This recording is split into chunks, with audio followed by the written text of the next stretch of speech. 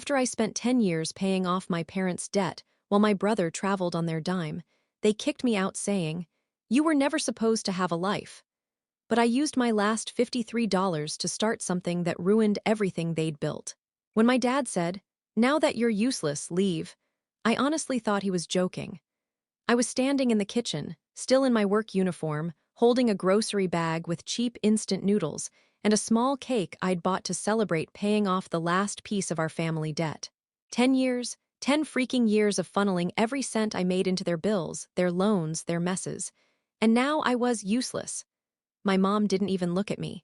She was standing by the counter, scrolling on her phone, probably texting my brother about his next soul-searching trip.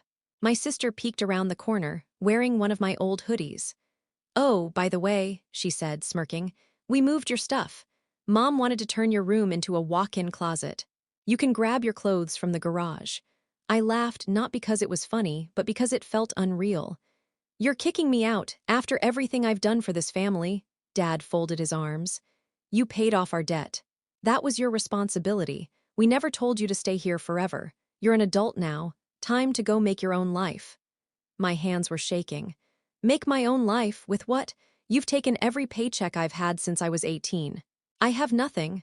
Mom finally spoke, her voice calm in that way that always made me feel like a child. "You shouldn't have expected anything in return. Family helps family. That's what you always said, isn't it?" That line cut deeper than anything. Because yeah, I had said that. Every time my brother begged for another loan, every time the mortgage was late, every time my sister maxed out a card on clothes, I'd tell myself family helps family. But apparently, I was the only one who believed it. I went to my old room, but it wasn't mine anymore. The walls were pink now. Shoe racks lined the space where my bed used to be. My sister's clothes hung on racks that I'd helped assemble just a few weeks earlier. In the garage, my boxes were half opened, and some of my stuff was gone: my laptop, my grandmother's ring, my collection of old books. When I asked about them, Mom said casually, "Oh, your brother needed the laptop for his travel blog and the ring. We sold that ages ago for your sister's braces. Don't be dramatic." I stared at her. 10 years of my life. Gone. By midnight, I was sitting in my car with a single duffel bag and $53.28 left in my checking account. No home, no savings, no safety net. Just me, my old Honda Civic, and the sickening realization that my own parents saw me as disposable. I sat there for hours, trying to figure out where I could go. I had no friends left. I'd pushed everyone away over the years because family needed me. My phone buzzed with a text from my brother. "Hey, heard you're finally moving out. Congrats. Don't be jealous, but I'm in Bali RN. Wi-Fi sucks lol." That's when something inside me just snapped. I looked at that message, then at the empty house behind me, and felt a strange calm take over. Because if they thought I was useless, they were about to learn exactly what I could do with nothing left to lose. I opened my banking app, stared at that pathetic $53, and made a decision that would change everything. I wasn't done yet. When I was 18, I was supposed to go to college. I had a full-ride tuition, housing, even a small meal stipend. I remember holding that acceptance letter like it was a ticket to freedom. But the week before move-in day, my dad sat me down at the kitchen table with a beer in his hand and said, "We need to talk about money." That talk turned into a guilt trip. My parents had fallen behind on the mortgage again. My brother, who was 22 then, had totaled his car and racked up credit card debt traveling with his girlfriend. My mom was crying, saying, "If we lose this house, where will we all go?" So I did what I always did. I fixed it. I declined my scholarship, took a job at a local hardware store, and started sending every paycheck straight to the bank to keep the family afloat. Everyone said, "You're such a good daughter," and I believed that meant something. The plan was supposed to be temporary. "Just until we get caught up," my dad promised. But years passed. My brother kept finding himself in Thailand, in Italy, in Colorado. My sister got braces, then a car, then college tuition, all family expenses that somehow became my responsibility. Meanwhile, I worked hard. 2 jobs, sometimes 3. I missed birthdays, weddings, and friends moving away. I told myself it was worth it. I was helping my family get back on their feet, except they never stood up. By the time I was 25, I'd paid off $78,000 in family debt, credit cards, car loans, payday loans, all of it. My mom used to brag to her friends that I was so responsible, like I was some miracle worker who existed to clean up their mess. My dad would say things like, "You're lucky we let you live here rent-free," even though the house literally existed because I'd saved it from foreclosure twice. My brother didn't even pretend to be grateful. He'd call me the family accountant and ask for money like it was a running joke. "Come on, sis," he'd say. "You love saving us." I guess part of me thought that when the debt was gone, things would finally change. Maybe they'd say thank you. Maybe they'd help me start over, help me get my own place, or even just acknowledge that I gave up my 20s for them. Instead, the night I made the last payment, the night I thought would finally bring peace, they took everything I owned and kicked me out like trash.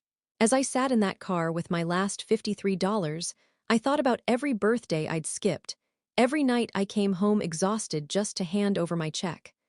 I thought about how my mom once told her friends, "She's not really dating material. She's too serious, too focused on family." They'd taken more than my money. They'd taken my life. But what they didn't know, what none of them knew, was that I'd spent those 10 years learning things. Quiet things. Things about how debt works, how credit scores move, how financial records are kept, how identities can be linked in systems most people don't even think about. And I still had access to everything. All their accounts. All their emails. All their personal data. Because when you've been the one holding a family together for a decade, you end up holding the strings too. And I was done being their puppet. I spent the first 2 nights sleeping in my car, parked behind a 24-hour grocery store in Glendale. The Civic smelled like stale fries and exhaustion, and I kept my phone plugged into a portable charger I'd borrowed from work. I told my boss I was house-sitting for family, so he wouldn't start asking questions. Every time I tried to sleep, I kept replaying that last conversation with my parents, the way my dad had looked almost proud of himself when he said I was useless now. The way my mom hadn't even flinched when I begged for just 1 week to figure things out. The anger started as a low hum. By the third day, it was a full roar inside my chest. On day 4, I went to the public library. I logged into my mom's online banking first. I'd set up her account years ago, so I still remembered the passwords. Same with my dad's, my brother's, even my sister's Venmo. I told myself I wasn't going to do anything yet. I just wanted to see, and what I saw made me sick. My brother's account was fat not because he earned anything, but because my parents kept sending him money. Thousands. Transfers labeled allowance, travel fund, even one marked thank you gift. Meanwhile, I remembered the time I'd asked for $50 to fix my car's alternator and Mom told me, "We're all struggling right now." My dad's retirement fund had recovered nicely again, thanks to the debt I'd paid down. And my mom, she'd opened a boutique clothing line online. I saw invoices for designer inventory, custom website design, all under a shiny brand name I didn't even know existed. Rebirth by Celia. That was my mom's new project, funded by my labor. I sat there staring at that name for a long time. Rebirth. Yeah, she'd rebirthed herself right out of my sacrifices. That night, I parked outside the house again. I didn't go in, I just watched. Through the window, I could see my sister showing off her new closet to a friend, my brother's voice floating through on speakerphone as he bragged about a new apartment in Lisbon. My dad was sitting on the couch, laughing at something on TV. They looked happy, complete, like I'd never existed. I realized then that my entire purpose in that family had been transactional. I wasn't a daughter. I was a utility. The next morning, I showered at a gym, put on clean clothes, and opened my laptop at a coffee shop. I had one goal now, to make them feel the void they'd left in me, so I started small. Password resets, tiny changes, little shifts in their digital lives, things that would confuse them, frustrate them. But that wasn't enough. I wanted something deeper, something that would hurt. Then I remembered something, my brother's travel blog. He'd bragged that it was finally making money. I was the one who'd set up his domain and PayPal link years ago, which meant I still had admin access. I logged in. One click and I was inside his world, every photo, every comment, every sponsorship email. I didn't touch anything yet. Not then. I just smiled at the irony of it. He'd built his brand on the back of my tech work, my research, my money. And soon, I'd make sure that Brand became his undoing. Because the one thing my family never understood was this: when you make someone your servant for 10 years, you're really just training them to know your weaknesses better than you ever will. And I knew everything. It happened on a Tuesday afternoon, the day everything I thought I knew about my family cracked open like a rotten egg. I was sitting at that same coffee shop, scrolling through my brother's emails for potential leverage, when I saw something that made me stop cold. It included screenshots of my bank account, the one I'd been using for years to deposit my paychecks. Attached were documents showing family power of attorney, signed and dated 3 years ago. The signature next to my name looked exactly like mine, but I hadn't signed anything. I read every line. My parents had legally listed themselves as authorized signers on my account, and they'd been quietly transferring my unused savings into theirs for years. I never noticed because my statements were sent to the family P.O. box. They'd even changed my mailing address behind my back. And the kicker, the Elliot guy was my mom's financial advisor, the same one who handled her boutique's accounts. She'd told him, "She doesn't really understand money. It's better if we manage it for her." I stared at that line until the letters blurred. 10 years of work, 10 years of sacrifices, and they'd forged my signature to drain the scraps I'd managed to save. For a second, I actually thought about calling the police. But then I saw another email, this one from my dad. It was dated just a week before they kicked me out. He'd written, "Once she finishes the last payment, we'll clear her out. No more excuses. I told her we'd help her move, but that's just to keep her quiet. Don't worry, she won't fight it." I swear my hands went numb. They'd planned it, all of it. Every word, every fake smile, every thank you. They'd never seen me as family. I was their debt mule, their get-out-of-jail-free card. And when I'd finally served my purpose, they cut me loose like trash. I remember standing up in that coffee shop, shaking so hard my drink spilled. People stared, but I didn't care. I just walked out into the cold air, gasping like I'd been punched. It wasn't just betrayal. It was strategy. My parents had engineered my loyalty. They'd known exactly how much guilt to pour into me, how to keep me obedient. And then another realization hit me like a second wave. Those fake documents meant I could prove fraud. But before going nuclear, I needed to be sure. So I called the bank. I pretended to be checking my mailing info. When the representative confirmed that my parents were listed on the account, I felt my stomach drop, but I also smiled. Because now I had evidence. For the next 3 days, I barely slept. I backed up everything, every email, every transaction, every text that showed their manipulation. I built a file so detailed it could have been used in court. But I wasn't ready to go legal yet. No, that would be too clean, too quick. They didn't deserve simple justice. They deserved to lose everything the same way they'd stripped me bare slowly, piece by piece, until they realized what it feels like to beg for air. And I already knew exactly where to start, with my brother's shiny little travel blog.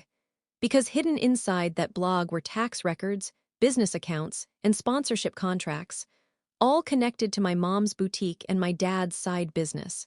They'd tied it all together, using my brother's name as a front, which meant if that empire fell, they all did. And I was about to light the match. Once the shock wore off, the anger became something else, something cold and clean. For 10 years, I'd reacted to everything my family did. But now, for the first time, I was going to act. I started by mapping everything out. Literally. I made a chart on my laptop, names, accounts, passwords, links, companies, debts, and assets. I'd kept receipts for everything I'd ever paid toward their bills. I had the account numbers, the statements, the transfers, 10 years' worth. I could prove every dollar. They thought they'd erased me, but I was the ghost still sitting in their system. The first part of the plan was simple: visibility. They'd hidden everything under my brother's blog business, but that meant it had a public face, social media, sponsors, even a newsletter. I went through every one of his contracts and found something beautiful. He hadn't been paying taxes on his sponsorship income for 2 years. The money was technically gifted by my parents' company to their son's creative venture. Tax fraud. Clear as day, I didn't report it, not yet. I saved screenshots, PDFs, timestamps, emails, all tucked into a secure cloud folder under an anonymous name.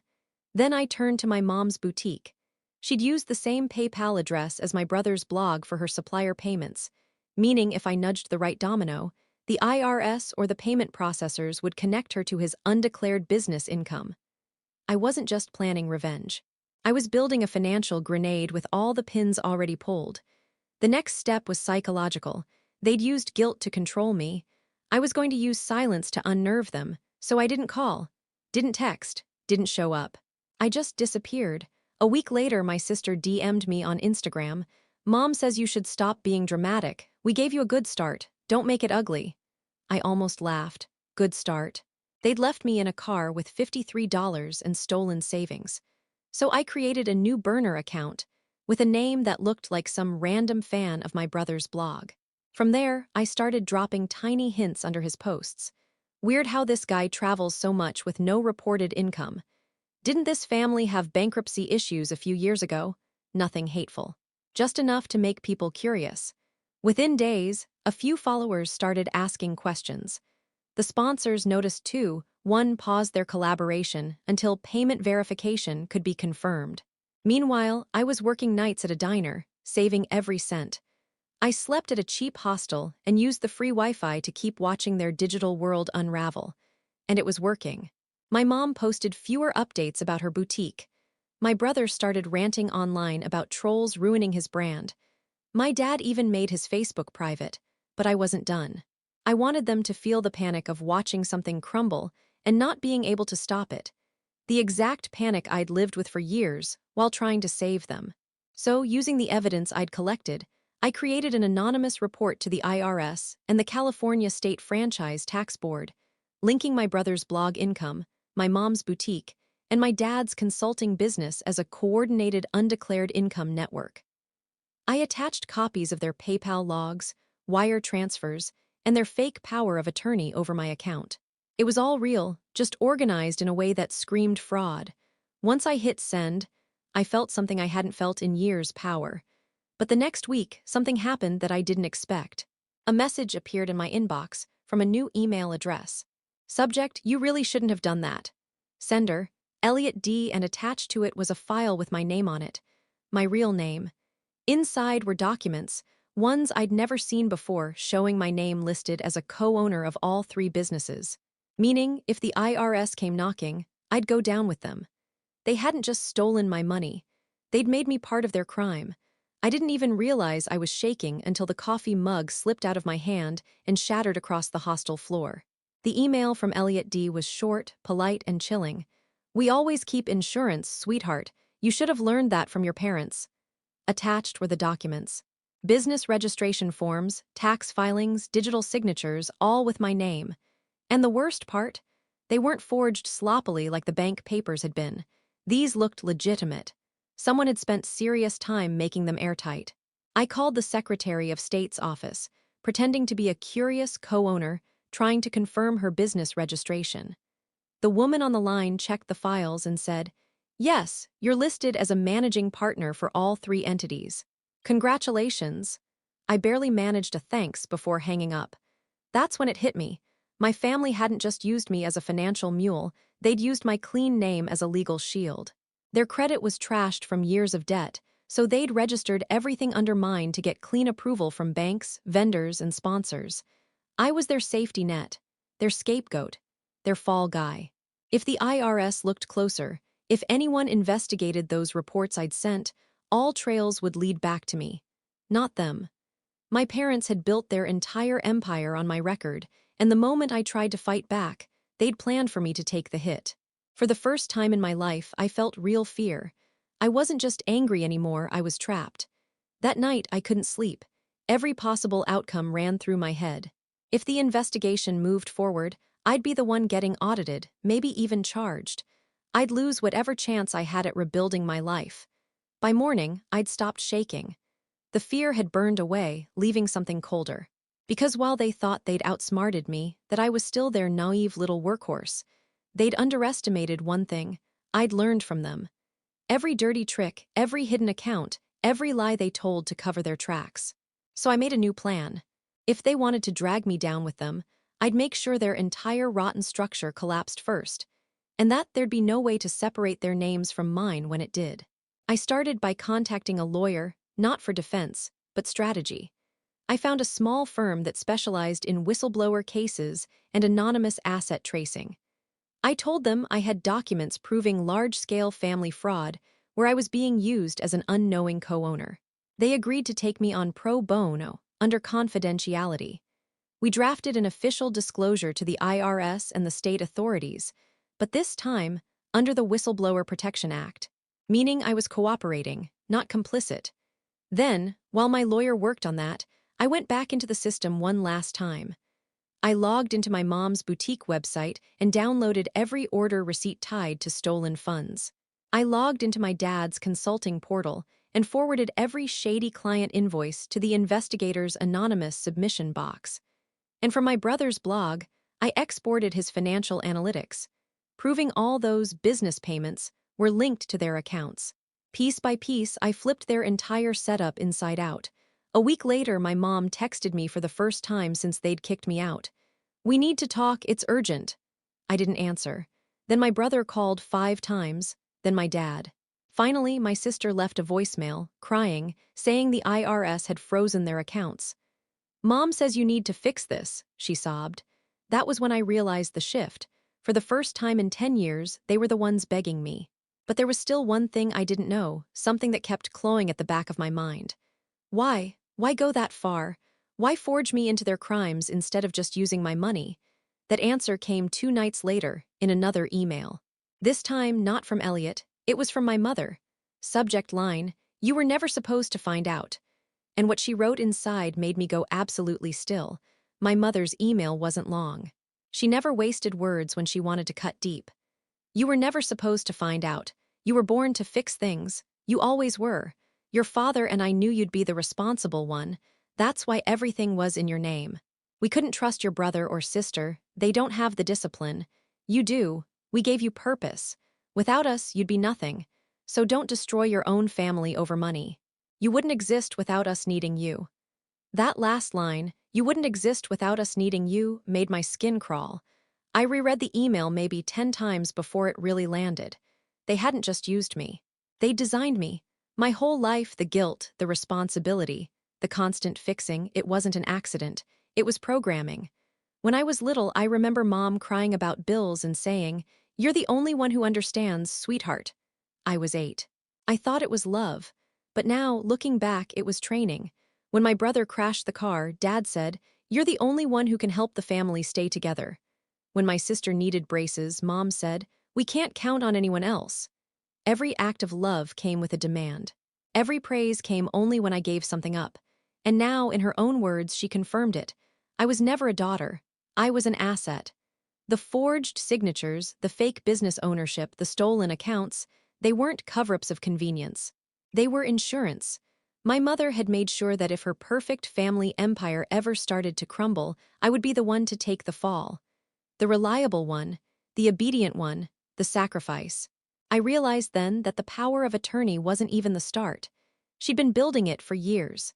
My social security number was on every major family purchase. The car my dad drove, my sister's tuition loan, even the house refinance from 5 years ago. She'd built the foundation of their financial rebirth directly on my identity. And that line, "Without us, you'd be nothing," it was the real truth she wanted to leave me with. They believed they'd created me. That I existed only because they needed someone to clean their messes. That thought didn't break me. It clarified me. Because for the first time, I saw the full picture.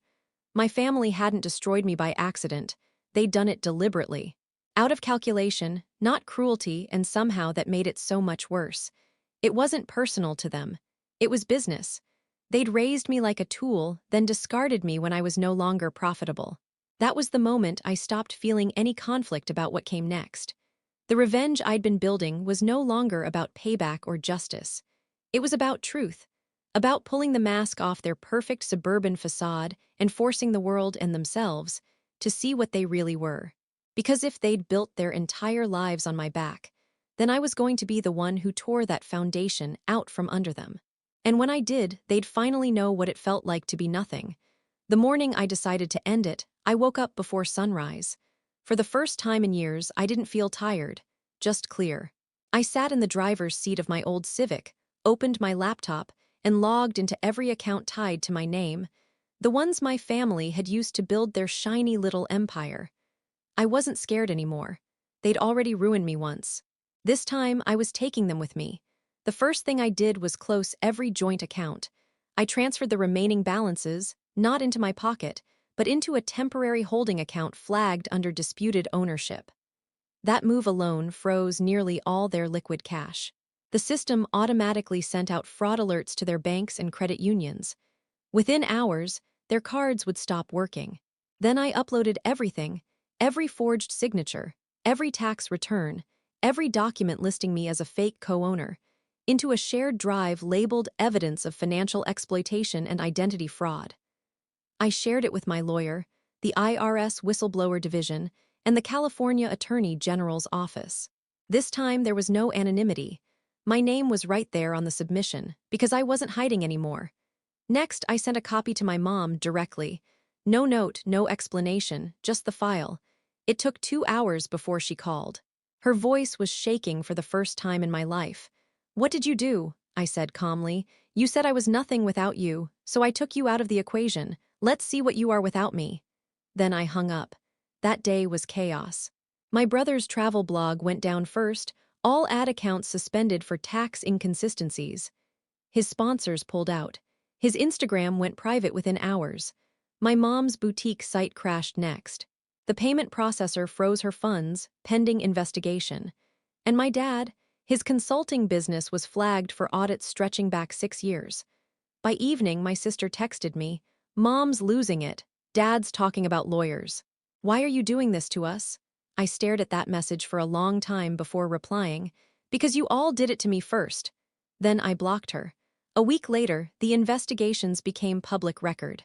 Local news picked up the story about a family-run tax and identity fraud network. They never mentioned names, but anyone who knew us could piece it together. My parents' perfect reputation, gone.